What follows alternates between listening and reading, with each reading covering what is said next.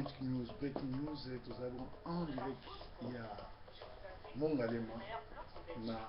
site na Sentinel TV. Alors, avant de côté, on a vu Fassigé Napso, tout la nanano, presse internationale, Zobani pour le dossier Joseph Kabila. Coup de tonnerre en RDC lors de son passage à Kinshasa hier, le secrétaire d'État américain John Kerry s'est clairement dit opposé à toute révision constitutionnelle. En clair,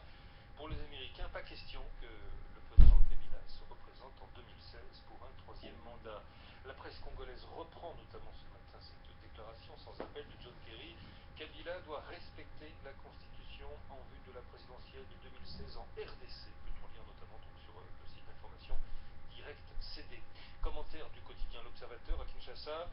Le secrétaire d'État John Kerry n'a pas usé de circonlocution pour expliquer la position américaine sur la question du mandat du chef de l'État, Joseph Kabila. Ceux qui l'ont suivi ont compris que les États-Unis sont pour la tenue d'élections libres, transparentes et démocratiques, en conformité avec la Constitution actuelle. En clair,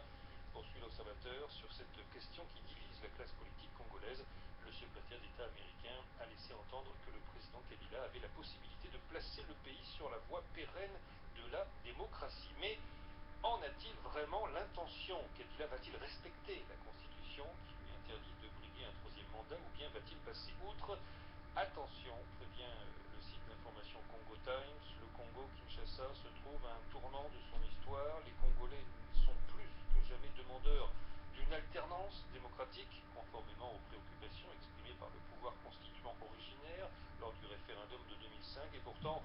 j'y suis, j'y reste semble être le message subliminal que le raïs et ses oligarques envoient au pays tout entier.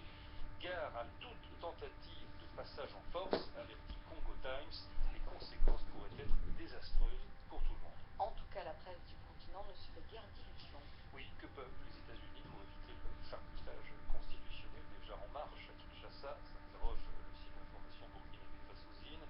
C'est comme si Washington comptait sur le financement des 30 millions de dollars qu'il prévoit pour soutenir les élections congolaises de 2016 pour mettre une pression douce sur le président Kabila et l'amener ainsi à abandonner le fauteuil présidentiel qu'il occupe depuis 2001 après l'assassinat de son père, Laurent Désiré. Pas de son père, de son père adoptif, est un incontestable sauvetage préventif contre le tripatouillage de la constitution congolaise, relève Fassouzine. Pour cela, il n'hésite pas à caresser le jeune président Kabila dans le sens du poil.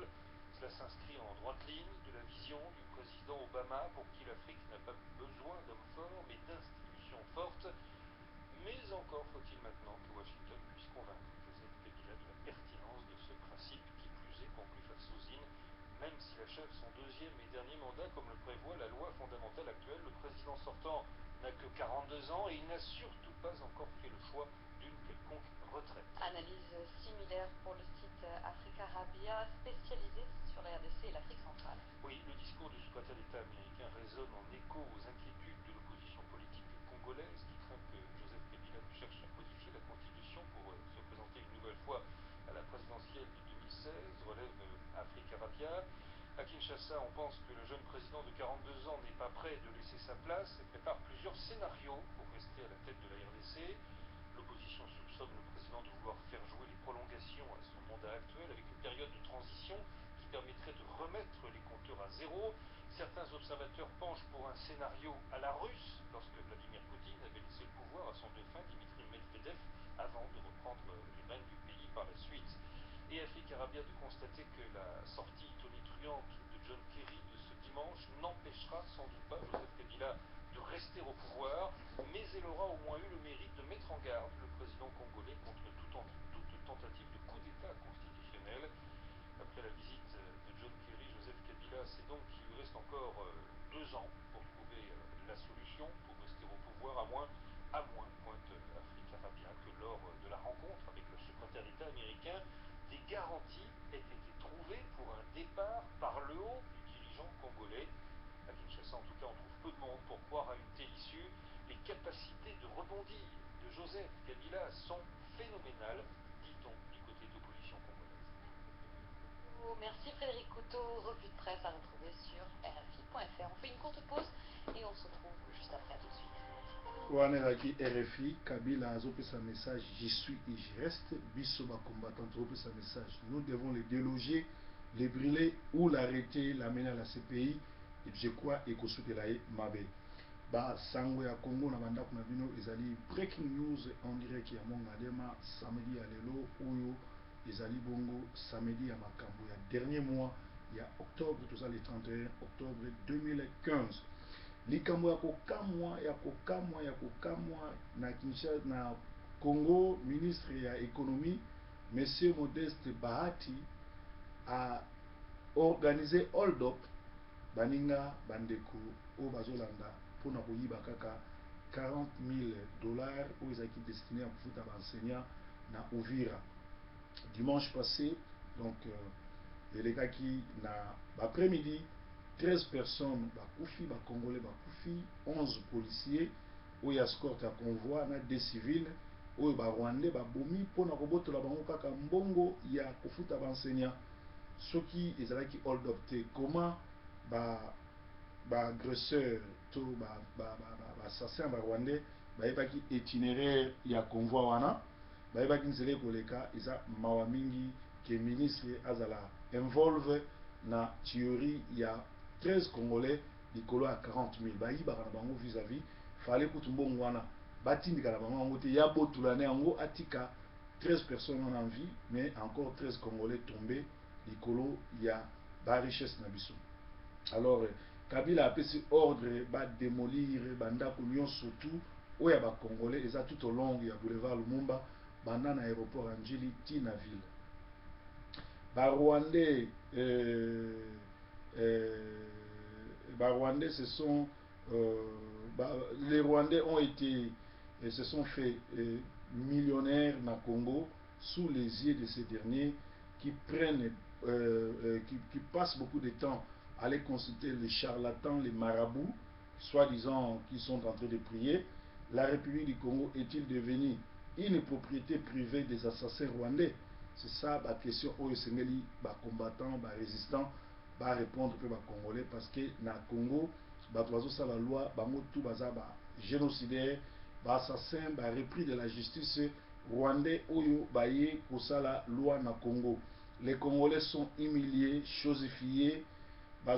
en famine comme des insectes, tandis que chez eux, les criminels font la loi. Les Rwandais deviennent des millionnaires avec les richesses du Congo. Les alifoti ya élite congolaise, kobanda na ba pasteur, ba politicien, na peuple congolais, baza vraiment ba lezi, baza batu moko ba corrompi, pe ba pesa nzambe mo Congo, baza bongo bato oyo bazo futa masumo ndenge ba pesi nzambe mo Congo. Les Congolais sont malmenés et soumis au bon vouloir de la communauté internationale et des partis dites de l'opposition, comme IDPS et l'opposition dynamique, qui en réalité cohabitent et travaillent avec les Rwandais.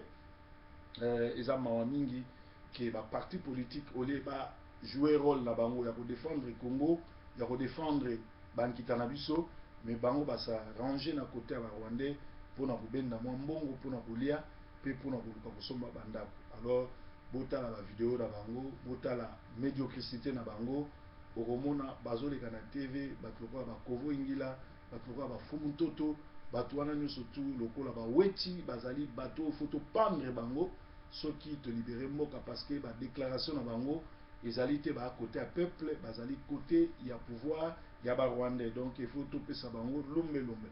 To bungisi fierté na biso lokumu eza société et comme soni pe mawa kozala congolais soki tobimi na balabala te pona kobotola ba droit na biso oyo ba Rwandais babotoli na communauté internationale et kozala désolation. Élection dialogue et ko libérer mboka te bondi melanga élection moko te oyo ezali na Congo organisé dans le pays où les occupants bakotika bino bo gagner pouvoir. Je crois bolandi analyse il y a RFI balobi bakosala lokola nanya salaki Poutine salaki na nanya c'est-à-dire Kabila longwe Katumbi akoti après Kabila ekozonga donc ils aba G oyo bazosala yango bomoni Katumbi na Vital Kamerhe oyo azana ba baélément na ye na Manchester na baville nyonso ya Londres ya Paris ya Birmingham ya Glasgow bazotiela bato bapoison bopesanaka mbote lisusu na bato baza basuspecte kolia na n'importe qui te parce que poison eza na mboka na Manchester boza déjà éveillé ntango professeur ntango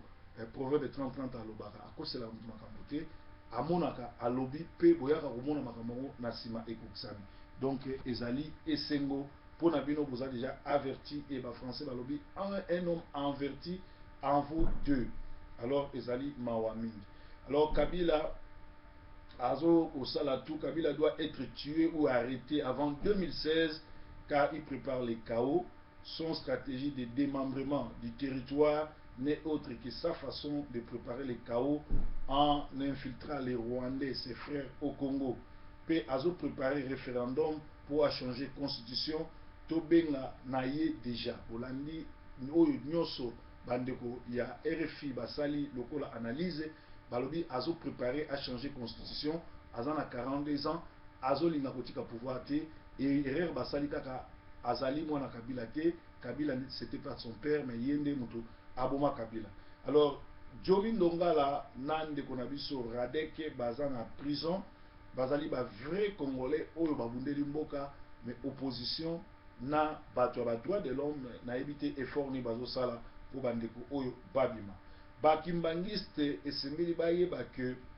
vérité seyeba na mokili mobimba Simon Kimbangu atikalaka kobota te pe mama Mwila azala jamais moi ça Simon Kimbangu bato ya kimbangiste boyebisa biso vérité mama Mwilo azalaka mwasi ya nani pe bana na misato diangenda na kisolekele na bana mosusu baza bana ya nani po Simon Kimbangu oyo autaka na Angola abundaka pona Afrique abundaka pona Congo te nazaki na message africain pona bato mwindu c'est-à-dire boyebisa biso pona nini bokosaka ke azali tata ya badiangenda et pourtant ye atikalaki kobota te donc likambo oyo esi bani ezala malamu mingi bino moko boloba makambo nini oyo ezosalama na Congo oyo bino bosali. Kimbuta atongi ba cimetière na Kinshasa bazobenga ngo ciel entre ciel et la terre métropole soki métropole soki nini babengaka ngo nzoka na boule na ye ayebaki ke kokunda pe kosomba mabele ekozala cher sikoyo asali ndenge nini alors asalaki acréa ba phénomène Kimbuta acréa ba bar partout ba club partout ba terrasse partout pe azoteka masanga oyo ezouta na Angola pe masanga mosusu oyo baobenga petit quartier elangwisa bato emema bana basi na kindumba bapesanaka basida bato bakufa na kwiti bato bakufa na sida po azwaka mbongo ya kokunda ba bibembe na cimetière na ye entre le ciel et la terre. Donc bozomona bino moko makambo ezoleka na Congo na bato tozotiela motema Kimbuta avanda na Belgique aza mwana poto ayebi poto ndenge yali olie a instauré état de droit tala baventure ya zosala phénomène Kimbuta eza kokomisa bana basi sorry bandumba ebele pe kindumba bolimbisi kindumba ekomi ebele pe bato bazokufa bato bazolia mingi te bakoma komela banda les premiers les 30 bato bakomi vraiment ba alcoolique nyonso wana mpona korendre bato ba bourrique korendre bango ba raisonner te ba applaudissaka babina basala kindumba bakufa wana Kimbuta azosala business na ye. Na Lubumbashi ba correspondant na biso bauti koyebisa biso ke Lubumbashi eza na ébullition. Un autre taximène veut se brûler vif pe etie mboka na ébullition kuna ba taximène bazomitumba bango moko na moko. Na Kinshasa Kadhafi Mbumbudi moto esila ye ba congolais bayina ye po banda akoma journaliste ya PPRD akoma kolakisa biloko ya Kabila kokumisa Kabila. Alors population eyina ye moto na ye ekufa parce que akoma kolakisa biloko ya Kabila pe abrade avenir munene oyo ezalaki liboso na ye. Et pourtant Kadhafi Mbumbudi azalaki komona na lokola Kwebe Kimpele lokola mokitani ya Kwebe Kimpele lokola mokitano ya Makotondom pe mokitano ya Bolo wa Bonzakwa. Mais en tout cas asombami akomi bongo na PPRD to na Kabila yango bomoni biloko de bato batalaka sote moto esila ye.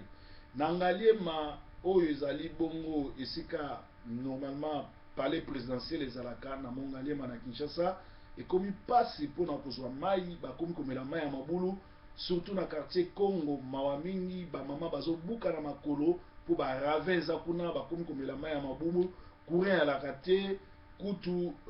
courant ezalaka te donc mawa mingi 5 chantier ya lokuta kende kotala na nzela ya Mbetseke futi pe nzela ya Bokasa ou na Yolo kota Yolo Ngaba pe Lemba okomona ke okolela ba amortisseur ya car na yo pour gouvernement ya Kabila eza gouvernement des comédiens avec des projets mornés, un gouvernement qui se déclare en faillite par la bouche de son premier ministre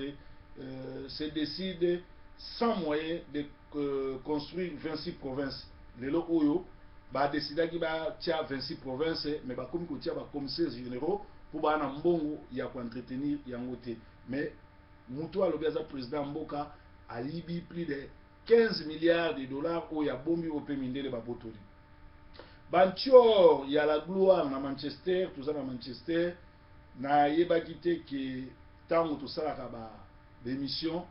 nzoka ba pasteur bakomi ko influencer na ba garagiste na ba mécanicien ndeko avant okende otika mutuka na yo yeba mutu wana aza nani asambelaka wapi doctrine na eza nini. Ngai lokola na loba vérité église à la gloire qui est église basée sur la sorcellerie na yebaki te nakotika Touareg na ngai kuna parce que nini Tirbo ebebaki po babongisa donc bandeko wana ba tripoté Jeep na ngai Jeep na sombaki na valeur ya 5500 pe bateki yango na 2700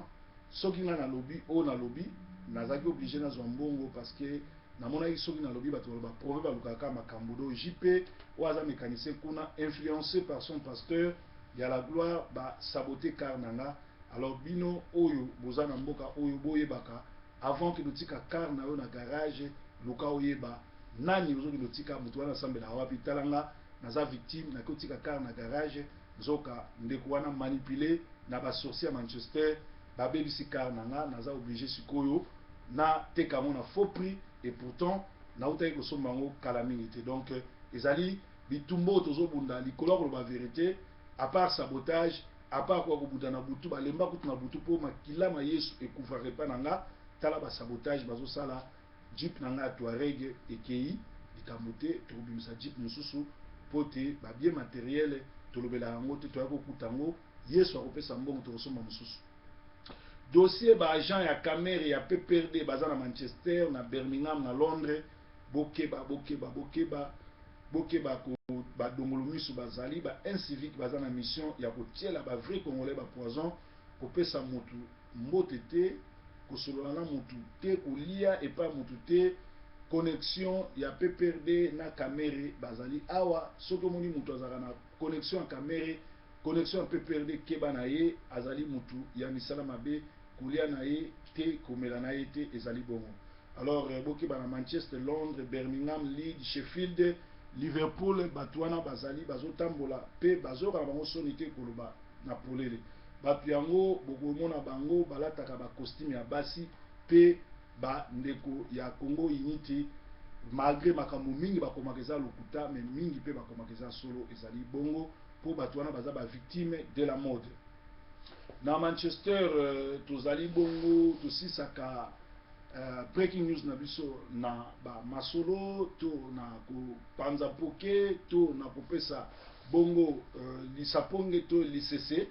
bandeko ya Manchester babengi ngai na église ya Restoration Church na Manchester balobi pasteur na bango na yebite soki conflit nini eza kuna ye na ba pasteur mususu na bakambi mususu soki baweleli kote ya soki nini mais ndeko oyo ya pasteur Olivier akomi na Facebook na ye bato babengi ngai mpona corriger alobi ete abeti lisolo ya transfiguration alobi na transfiguration Eli na Moïse babimaki mais Josué oyo azali mwana Eli na Élysée oyo azali mwana ya Eli Josué oyo azali mwana Moïse na Élysée oyo azali mwana ya Eli babimaki te parce que batravaille koleka bamaître na bango. Alors eza nango kokamwa te ke ndeko Olivier abima libanda parce que ye moko aza na révélation en parole te parce que soki pasteur oza na problème na bandeko mosusu bozotravaille na bango okoki kobwakelaka bango bambokela na chair te to okoki kosalela bango bafacebook te o dirigeaka oloba makambo ya papa spirituel, père spirituel. Makambo wana ça n'a rien à voir avec le père spirituel, mais lokola bozanga révélation pe bokoti na musala na loyenge ndeko no mutatio pasteur révélation ezate nzamba bengi ote. Voilà ndenge bozo simba batouche. En réalité Moïse soko tangi na Bible omona ke Moïse na Eli baza les deux seuls serviteurs en Nzambe bakufa bakenda na lola. Moïse Nzambe atindi archange Michael akende kozwaye akotie na lola. Eli aza mutu oyo char de l'Éternel akotaka lola. C'est normal que Batouana baya na résurrection et puis na transfiguration les babimi Moïse représentait ce que au babengi Ancien Testament, Ancienne Alliance, et Élie représentait la Nouvelle Alliance. Et ngai koloba Jésus na transfiguration azoye sabaye kolini alobi eloko oyo ba prophète na ba ancien bateyaki yango bozo vivre lelo acte des apôtres bandi. Pe lisusu Élie oyo azalaki bongo mosali na Nzambe solo Élisée o azalaki mokitali na ye Élisée na Josué bakoki kobima te po bango bakufa bango bazozela lycée kwa Yesu asekisa bango alors bango bakoki komona na transfiguration te parce que Jésus azalaki na sécurité. Il a fallu Jésus akufa 3 jours akende na sa mabele akende ko ressusciter bango. Bible zo babietanga 1 Pierre azo expliquer ce qui s'est passé tango Yesu akufaki akende ki ko délivrer ba oyo nyonso bakufaka avant na Judas akota lola po ba délivrer akufaki avant Jésus. Les Jésus qui na sa mabele ake ko délivrer batu na ye nyonso na Judas était pardonné. Et ça révélation msu na ebisibino lelo. Bokanza Judas a été pardonné tant Yesu akitaki na sa mabele ake osala bon. Alors yozo lo bake père spirituel ko sakana père spirituel na ote tout simplement parce que ozangi manque ya révélation. Le plus grand problème na restauration ba mama oyo bazana misala mabe il fallait ko bandana ko délivrer bango ko bengana ba démon mais bino bo sangana groupe ba sorcier na ba sorcier boloka ba mususu. Et nazo prédire que kalamingi te ezanga ba serviteur mususu kuna bakobima c'est ce que salama pour molimo wa discussion ekoti ezanga ba mususu bazo sambela Nzambe solo na bakambi o bazo sala Nzambe na bavanti bakena nzela moko te bokabwana. Ezaki breaking news en direct ya Mongalema avec Proverbe 30:30 tolobi na ebandelike ezali ya kokamwa kimbuta asali cimetière pona kokundaka ba congolais cimetière mabele ya moins olie gouvernement ekunda batofele bazotekela batu commerce ya kokunda ba congolais bazoteka mabele ya moins cher ezali na 2500. Alors asali ba terrasse partout ba bar comme belé na Kinshasa pe mikolo bana poto ba kekuna ba betani ebele likolo kindumba na bango pe mingi bazu ba sida pe mingi bazokufa bana basi pe bakomosa kindumba ebele ki lesbienne ekoti na kipede ekoti likolo kimbuta asali bazobe yango phénomène kimbuta oyo babare ezosala tina kati ya ba université tina bakati ya ba institut supérieur batie baba batu balangwa batu babina batu ba raisonner te tolobaki lisusu na Lubumbashi ébullition esalami taximene mosusu alingi ase brûler vif po azana kanda ndenge Kabila akoti ba Rwandais pe bazonyokola ba Congolais. Tolobaki lisusu ke na Congo ba buti ko boma ba Congolais 11 ba uti kokufa lisusu 13 Congolais bakufi oyo bazali komema mbongo $40,000 ya kofuta ba enseignant. Tolobaki lisusu ke na République démocratique du Congo ba Rwandais bazosala mbongo bakomi ba millionnaire et ça pris en otage par des criminels rwandais et que ba Congolais bazo s'affaiblir bazo budinda bazo nyokama kokufa na nzala bazo zanga eloko kolia bana 11 ans bakomi kosala kindumba bakuluna bakomi ebele insécurité totale pe Kabila azolinga kotikala nanko alingi kolongola pouvoir te pe gouvernement na ye ezo soutenir ye pe lisusu bato ya opposition oyo bato kamere na bato oyo ya dynamique bazali côté na ye pe ba G7 bazali moko ya bato oyo bazosala G na bango pour na olalisa congolais misu kolalisa congolais misu. Donc tokeba tango oza pasteur avant koma likambo talaka ngo na angle spirituel. So oza na problème na église vandista staff na yo bosolola kobwaka na bambokela kosalela baninga mate eza biete tala batu oyo bayebi masolo babenginga babi proverbe yo corriger likambo oyo poso totiki boye dimanche tokosambwa na bambokela pe frère oyo akomi ko voyager pasteur oyo azo voyager akende Canada akeboye ezosala oyo musu motema pasi po yeba invitaka ete. Donc eza mawa mingi yango akomi kobwakela ye bambokela. Alors bokeba pe bato bazana misala mabe bazana kati église boyebi bakombo na bango mokolo ali na kosunga bino notangi na bino bakombo ba mama nyonso mokonzi ya bandoki ya Manchester oyo basambela na restauration bali kobongwa mate pe esika nguya nzambe ezali ya solo bakendaka te batikala wana mpo eza bande ya basorcier bande ya bato bapumbwaka na butu. Boteyami breaking news tomonani bye bye.